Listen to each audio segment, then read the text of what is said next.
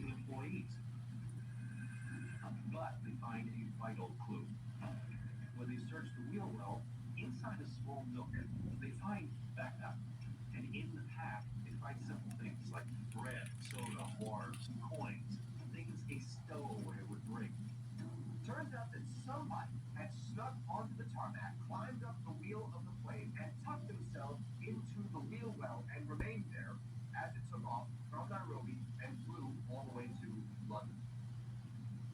It takes somebody with a lot of gumption, potentially somebody with some insider knowledge, to know exactly where to stow away so that you're not harmed by a fear when a fear comes up. Clearly, he did not know what he was doing, because I don't think this is the outcome he's looking for. My body falling from the sky is enough to scare anyone. But this next story is a cautionary tale for bald men everywhere.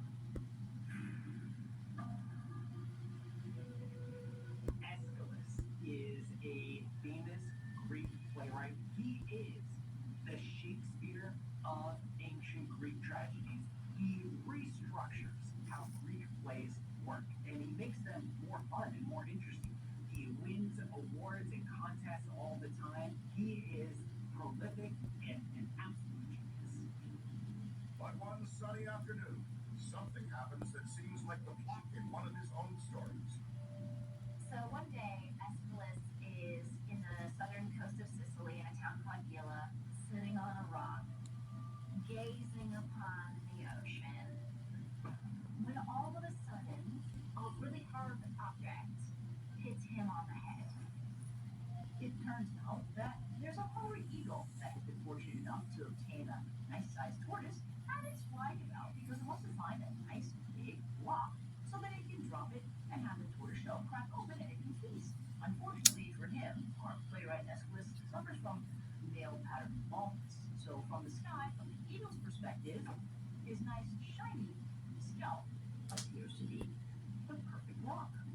Aeschylus goes down in history not only as the father of tragedies, but also as the only human being known to have died from falling tortoise. At this point, I think it's fair to say you just can't make this stuff up. Can't make it up, but where did they get it from? Right. That's what I want to know. That's how it be. I mean, stories like that, like, Unreal, huh?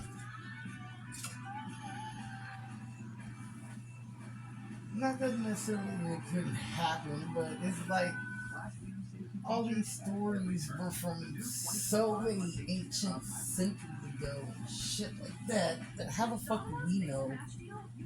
Honestly, really know the hieroglyphics that they make on the walls, really what they fucking stand for, different languages. Like, how did we come to name it called a buffalo? Like, who came up with a name to call buffalo? Passed down through generations, like names are. Huh? It's passed down through generations, just like names are.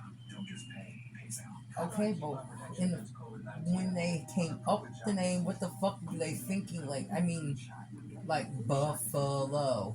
Like, how did they come up with that name to name that animal back in the day when the fuck the name of that animal came apart?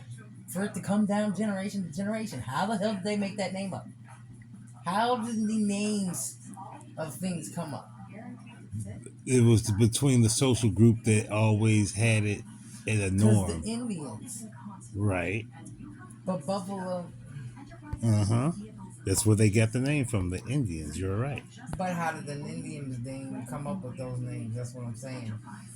It was the nature spirit that told them the name of all the animals. Right?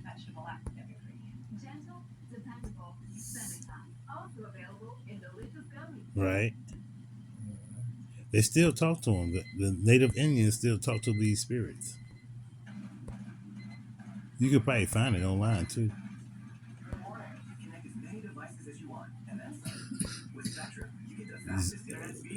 And they tell you about the skinwalkers. Right? Get fast and reliable connections.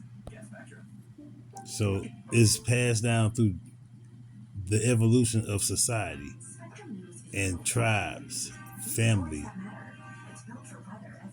community, and everybody collaborated with. That's what we know that is.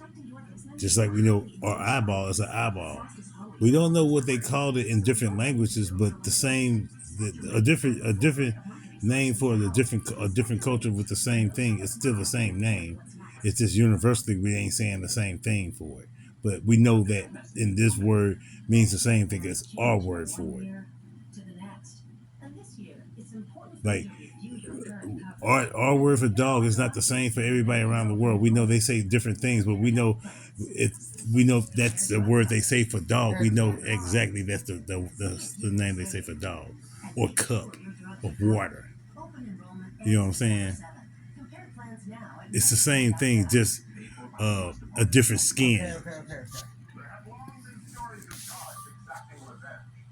Usually it's punishment for disobeying. How do we come up with names of things? It's gonna say African village in 1998. it's gonna say Latin is most of the word. It ain't gonna understand what you're trying to say. I don't think it's gonna understand what you're trying to say. Of the dokkan, they're serious about their time. Two rival teams, Militas and Bastardo,